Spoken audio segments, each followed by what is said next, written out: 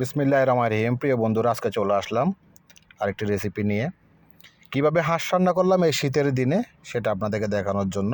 আমি আগে থেকে এই মাংসগুলি দই এবং জিরা পাউডার এবং আদা এবং রসুন বাটা দিয়ে ম্যারিনেট করে রেখেছিলাম প্রায় 2 ঘন্টা মতো।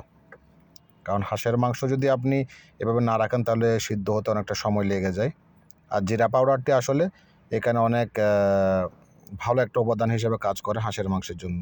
এরপর আমি দিয়ে দিলাম, দেখতেছেন এখানে পেঁয়াজ, টমেটো, কাঁচামরিচ, যেগুলি বরাবরের মতোই, এগুলি দিয়ে উপরে আমি বসিয়ে দিলাম। আমি নাড়াচাড়া করতেছি না এখন, কারণ এগুলো একটু যখন নরম হয়ে আসবে তখন আমি নেক্সট স্টেপে যাব।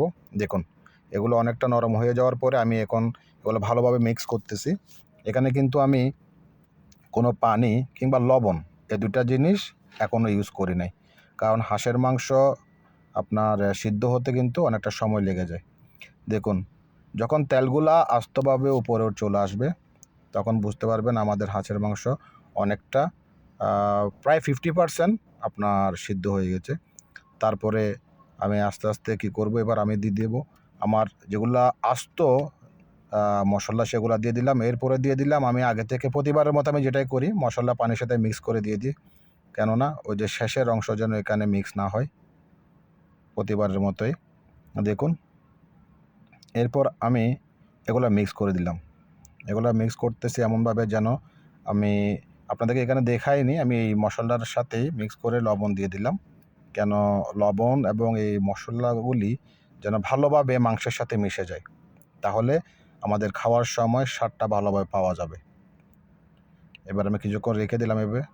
এরপর দিয়ে দিলাম আমি পানি। দেখুন এই পানিগুলো কিন্তু আমি সিদ্ধ করে রাখা পানি দিলাম, কারণ ঠান্ডা পানি দেওয়া যাবে না। আমি বারবার বলতেছি হাঁসের মাংস কিন্তু সিদ্ধ হতে অনেকক্ষণ সময় লেগে যায়, তো এই পানি কিন্তু বেশি দেওয়া যাবে না, পরিমাণ মতো হালকা করে পানি দিব, কারণ হাঁসের মাংসে কিন্তু পানি বেশি রাখা যায় না। দেখুন আমি এরপরে পানিগুলো অনেকটা কমে আসার পর আস্তে আস্তে করে আরও আমি কিন্তু এখানে চুলার আঁচ মাথায় রাখবেন আপনারা, বেশি বাড়ানোও যাবে না, বেশি কমানো যাবে না, মিডিয়াম আঁচে রাখতে হবে। দেখুন পানিগুলা একদম শুকিয়ে গেছে। শুকিয়ে যাওয়ার ফলে আমার এই মাংসটা এভাবে হালকা পানি এবং হালকা তেলের মধ্যে আছে। দেখুন এরপর আমার রান্না শেষ প্রায়। দেখুন আমার রান্নার উপরে যে তেল এবং হালকা পানি বেশি আছে। এরপর আমি আগে থেকে কেটে রাখা ধনিয়া পাতাগুলো দিয়ে দিব। ধনিয়া পাতার পরিমাণটা সবসময় আমার একটু বেশি থাকে, তো ধনিয়া পাতা দিয়ে দিলাম। এরপর স্বাদের অংশ আপনাদেরকে দেখাতে পারলাম না। নেক্সট টাইম ইনশাআল্লাহ অন্য কোনো রেসিপি নিয়ে আপনাদের সামনে হাজির হব।